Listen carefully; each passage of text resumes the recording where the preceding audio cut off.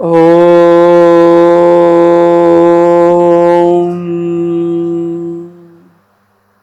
యోగేన చిత్తస్య పదేన వాచాం మలం శరీరస్య చ వైద్యకేన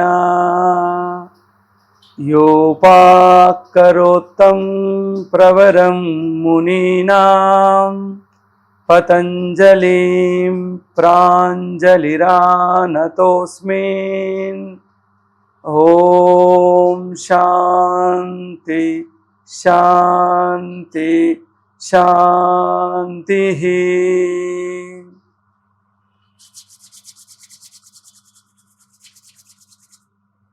కళ్ళపైన ఉంచి కళ్ళను తెరుస్తూ ఉండాలి. ఓం శ్రీ గురుభ్యో నమః. రెడ్ టీవీ ప్రేక్షకులకు స్వాగతం, సుస్వాగతం. నేను మీ తోట సతీష్. యోగా కార్యక్రమంలో భాగంగా ఈరోజు మరొక ముఖ్యమైనటువంటి విషయాన్ని తెలుసుకుందాం.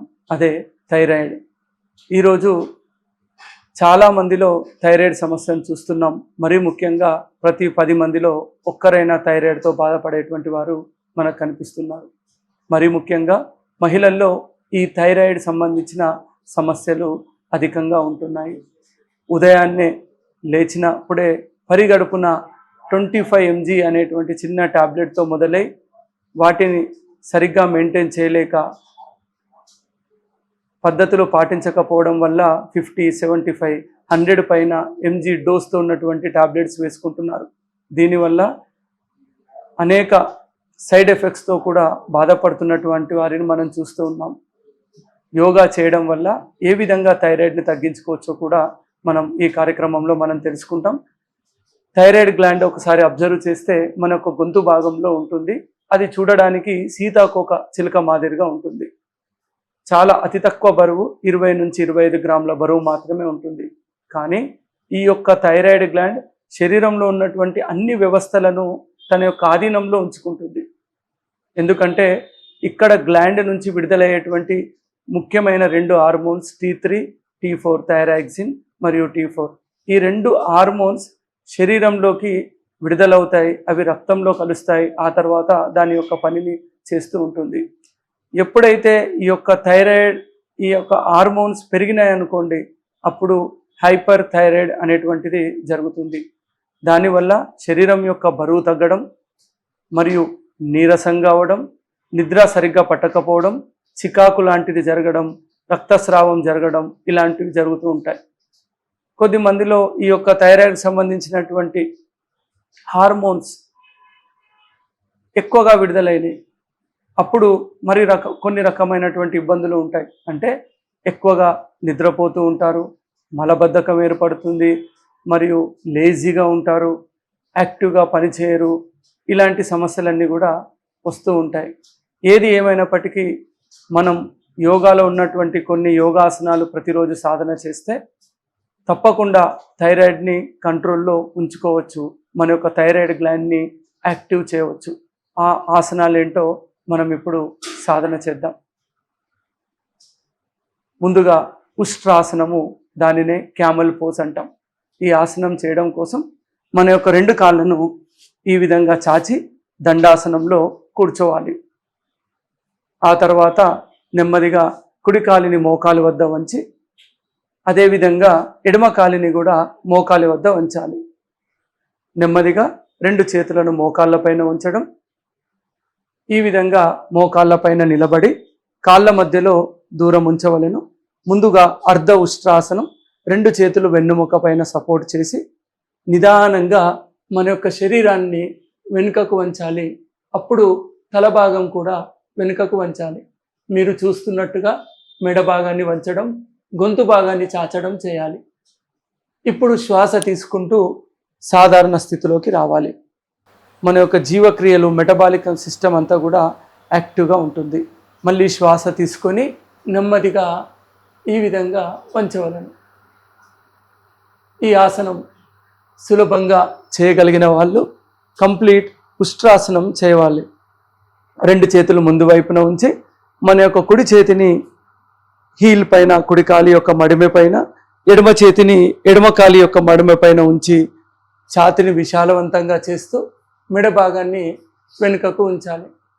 ఇప్పుడు వెన్ను నొప్పులు తగ్గిస్తాయి, ఛాతీ ఎక్స్పాన్షన్ అవుతుంది, భుజబలం లభిస్తుంది, మెడ నొప్పులు తగ్గిస్తాయి.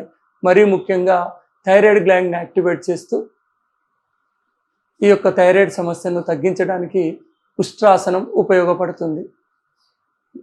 ఇలా ఆసన స్థితిలో శ్వాసను సాధారణంగా కొనసాగించాలి. ఒక 10 సెకండ్లు 20 సెకండ్లు సాధన చేసి తిరిగి శ్వాస తీసుకుంటూ సాధారణ స్థితిలోకి రావాలి. ఇది క్యామెల్ పోజ్, ఉష్ట్రాసనము అని అంటాం. మరొక ఆసనం కూడా చూద్దాం, మార్జలి ఆసనం అంటాం, క్యాట్ అండ్ కౌ పోజ్. ఇది చేయడం కోసం మన యొక్క 2 చేతులను ముందు వైపున ఉంచి కాళ్ళ మధ్యలో దూరం ఉంచాలి. ఇప్పుడు చేతులపైన, మోకాళ్ళపైన, కాళ్ళపైన సరిగ్గా బ్యాలెన్స్ చేస్తూ శ్వాస తీసుకుంటూ నిదానంగా వెన్నెముకను సాగదీస్తూ తల భాగాన్ని పైకెత్తాలి. ఎంత వీలైతే అంత వెన్నెముకను స్ట్రెచ్ చేస్తూ ఉండాలి. దీనివల్ల పొట్ట చుట్టూ ఉన్నటువంటి కొవ్వు భాగాన్ని కరిగిస్తుంది, వెన్ను నొప్పులు తగ్గిస్తాయి. మరియు మెడ భాగంలో చూడండి ఎంత బాగా గొంతు భాగం స్ట్రెచ్ అవుతుంది. ఇప్పుడు శ్వాస వదిలేస్తూ పొట్ట భాగాన్ని లోపలి వైపు చేస్తూ దవడ భాగం ఛాతికి తగలాలి. మన యొక్క పొట్ట భాగాన్ని చూడాలి. మళ్ళీ శ్వాస తీసుకుంటూ నెమ్మదిగా తల భాగాన్ని పైకెత్తడం, శ్వాస వదిలేస్తూ ఈ విధంగా లోపలి వైపు చూడాలి. ఇలా 10 నుంచి 12 సార్లు సాధన చేయండి. ఎప్పుడైతే తల భాగాన్ని లోపలి వైపు చేస్తున్నామో కాంట్రాక్షన్ జరుగుతుంది గొంతు భాగంలో, సులభంగా హార్మోన్స్ రిలీజ్ అవడానికి ఎంతగానో ఉపయోగపడుతుంది. ఇలా సాధన చేసిన తర్వాత నెమ్మదిగా తిరిగి వజ్రాసన స్థితిలోకి రావాలి. ఇప్పుడు ఒక్కొక్క కాలిని ముందు వైపున చేస్తూ మళ్ళీ దండాసనంలోకి రావాలి. మరొక ఆసనం చేద్దాం. ఇది చేయడం కోసం శవాసనంలోకి రావాలను. మత్స్యాసనము అంటాం, ఫిష్ పోస్. దీనిని వజ్రాసనం, పద్మాసనం, శవాసనం ఏ విధంగా అయినా కూడా చేయవచ్చు. ఆసన స్థితి చూడడానికి చేప యొక్క ఆకారంలో ఉంటుంది. 2 కాళ్ళు దగ్గరగా కలిపి ఉంచి మన యొక్క 2 చేతులను చెవు భాగానికి ఇరువైపున ఉంచి నెమ్మదిగా ఛాతి భాగాన్ని పైకెత్తుతూ తల భాగాన్ని నేలపైన పెట్టాలి. ఇప్పుడు 2 చేతులు పొట్ట పైన ఉంచాలి. ఇది వెన్ను నొప్పులను తగ్గిస్తుంది, మెడ నొప్పులను తగ్గిస్తుంది, థైరాయిడ్ గ్లాండ్ని యాక్టివేట్ చేస్తుంది. ఇలా సాధన చేసి తిరిగి నెమ్మదిగా సాధారణ స్థితిలోకి రావాలి. ఈ ఆసనాలన్నీ కూడా థైరాయిడ్ గ్లాండ్ని చాలా యాక్టివ్ చేస్తాయి. ఇప్పుడు మరొక ఆసనం సేతుబంధాసనం. మోకాళ్ళను ఈ విధంగా వంచుతూ కాళ్ళ మధ్యలో దూరం ఉండాలి. దీనిని బ్రిడ్జ్ పోజ్ అని కూడా అంటాం. 2 చేతులతో యాంకిల్ జాయింట్స్ని పట్టుకోవడం, చేతుల పైన సపోర్ట్, కాళ్ళపైన సపోర్ట్ ఉంచి నెమ్మదిగా వెన్నెముక భాగాన్ని ఎంత వీలైతుందో అంతవరకు పైకెత్తవలను. ఇప్పుడు చూడండి దవడ భాగం ఛాతికి తగులుతుంది, మళ్ళీ కాంట్రాక్షన్ జరుగుతుంది, విశుద్ధి చక్రాన్ని కూడా యాక్టివేట్ చేస్తుంది.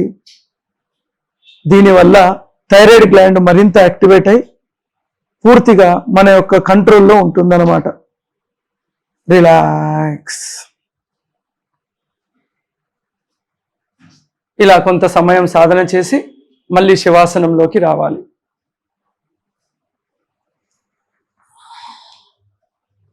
ఈ ఆసనాలన్నీ కూడా మన థైరాయిడ్ గ్లాండ్ని చాలా యాక్టివ్ చేస్తూ ఉంటాయి. కాబట్టి ప్రతిరోజు సాధన చేసి థైరాయిడ్ ప్రాబ్లం నుంచి మనం అధిగమించవచ్చు.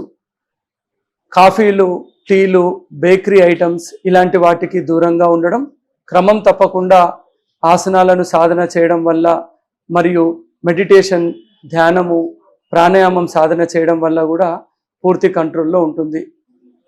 ధన్యవాదాలు.